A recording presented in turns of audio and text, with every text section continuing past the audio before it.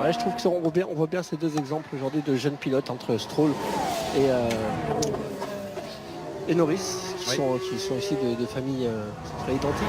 On n'a pas du tout la même attitude des deux jeunes hommes. On en a un qui est très présent dans son équipe, qui dit bonjour à tout le monde, qui prend soin de ses mécaniciens, un qui est complètement détaché et qui fait bon, bien sûr quelques bourdes, mais ça, les bourdes, ça peut arriver à tout le monde. C'est fait partie du métier. Mais l'approche est très différente et du coup ça peut gêner un petit peu et la performance et l'évolution aussi au sein de son écurie.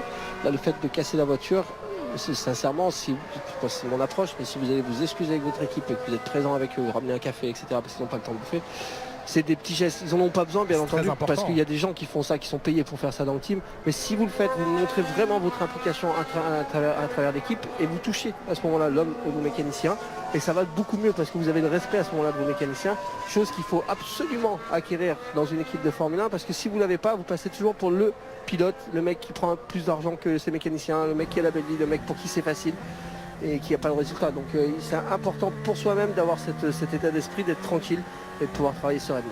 Franck, on parle là de Formule 1, c'est un message que vous passez à tous les jeunes pilotes, les jeunes kartman, ils sont passionnés, ils nous suivent, le comportement, quel que soit votre niveau. Impératif, on fait attention à son entourage, et si on travaille avec une équipe, c'est le mécanicien, que ce soit son motoriste, son mécanicien ou le mec qui vous fait les pneumatiques.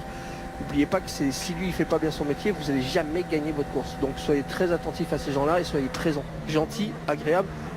N'essayez pas de faire, si vous avez 13 ans, n'essayez pas d'avoir 20 ans, mais soyez gentils avec ces gens-là et attentifs. Respectueux. Voilà, respectueux. Après, faites votre travail de la même façon, mais ça vous permettra d'être plus aussi, de demander plus de choses, d'être plus exigeant dans ce que vous allez demander à votre équipe. Mais pour les petites choses du quotidien, le matin, le soir, n'arrivez pas à 10h le matin, arrivez en même temps qu'eux, apportez le café, prenez le café derrière au machin, à la cafétéria, revenez avec un plateau, ça marche toujours, mais au moins vous montrez votre implication et puis vous mettrez le sourire sur le visage de vos mécaniciens, ça c'est le plus important.